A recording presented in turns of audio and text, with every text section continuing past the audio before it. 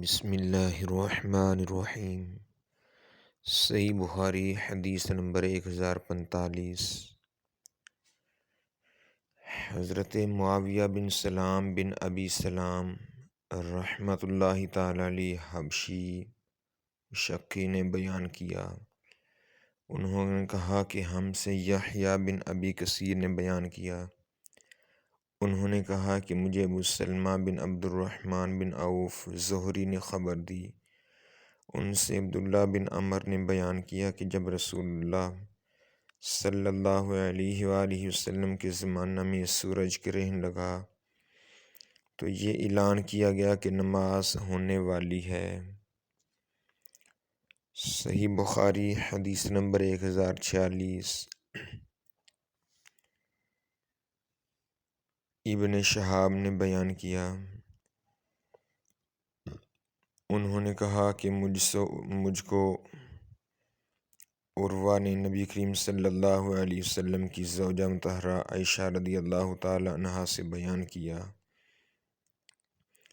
کہ نبی کریم صلی اللہ علیہ وآلہ وسلم کی زندگی میں سورج گرہن لگا،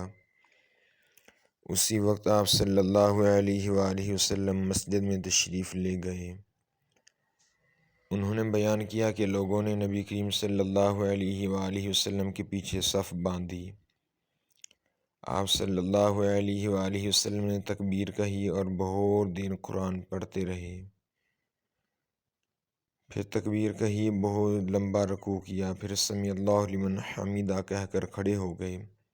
اور سجدہ نہیں کیا رکوع سے اٹھنے کے بعد، پھر بہت دیر تک قرآن مجید پڑھتے رہے لیکن پہلی قرأت سے کم، پھر تکبیر کے ساتھ رکوع میں چلے گئے اور دیر تک رکوع میں رہے، یہ رکوع بھی پہلے رکوع سے کم تھا۔ اب سمیع اللہ لمن حمیدہ ربنا ولک الحمد کہا، پھر سجدہ میں گئے۔ آپ صلی اللہ علیہ وآلہ وسلم نے دوسری رکعت میں بھی اسی طرح کیا، ان دونوں رکعتوں میں پورے 4 رکوع اور 4 سجدے کیے۔ نماز سے فارغ ہونے سے پہلے ہی سورج صاف ہو چکا تھا۔ نماز کے بعد آپ صلی اللہ علیہ وآلہ وسلم نے کھڑے ہو کر خطبہ فرمایا اور پہلے اللہ تعالیٰ کی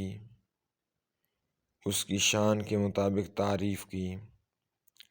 پھر فرمایا کہ سورج اور چاند اللہ کی 2 نشانیاں ہیں، ان میں گرہن کسی کی موت و حیات کی وجہ سے نہیں لگتا، لیکن جب تم گرہن دیکھا کرو تو فوراً نماز کی طرف لپکو۔ زہری نے کہا کہ کثیر بن عباس اپنے بھائی عبداللہ بن عباس سے روایت کرتے تھے، وہ سورج گرہن کا قصہ اس طرح بیان کرتے تھے جیسے عروہ نے عائشہ صدیقہ سے نقل کیا۔ زہری نے کہا، میں نے عروہ سے کہا تمہارے بھائی عبداللہ بن زبیر نے جس دن مدینہ میں سورج گرہن ہوا صبح کی نماز کی طرح 2 رکعت پڑھی اور کچھ زیادہ نہیں کیا؟ انہوں نے کہا ہاں، مگر وہ سنت کے طریق سے چوک گئے۔ صحیح بخاری حدیث نمبر 1047۔ نبی کریم صلی اللہ علیہ وآلہ وسلم کی زوجہ مطہرہ حضرت عائشہ صدیقہ رضی اللہ تعالی عنہا نے خبر دی کہ جس دن سورج میں خسوف یعنی گرہن لگا تو نبی کریم صلی اللہ علیہ وآلہ وسلم نے نماز پڑھائی، آپ صلی اللہ علیہ وآلہ وسلم کھڑے ہوئے، تکبیر کہی، پھر دیر تک قرآن مجید پڑھتے رہے، لیکن اس کے بعد ایک طویل رکوع کیا،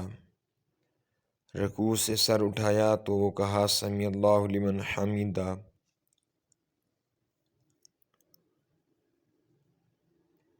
پھر آپ صلی اللہ علیہ وآلہ وسلم پہلے ہی کی طرح کھڑے ہو گئے اور دیر تک قرآن مجید پڑھتے رہے، لیکن اس مرتبہ کی قرأت پہلے سے کچھ کم تھی۔ پھر آپ صلی اللہ علیہ وآلہ وسلم سجدہ میں گئے اور بہت دیر تک سجدہ میں رہے، پھر دوسری رکعت میں بھی آپ صلی اللہ علیہ وآلہ وسلم نے اسی طرح کیا۔ پھر جب آپ صلی اللہ علیہ وآلہ وسلم نے سلام پھیرا تو سورج صاف ہو چکا تھا۔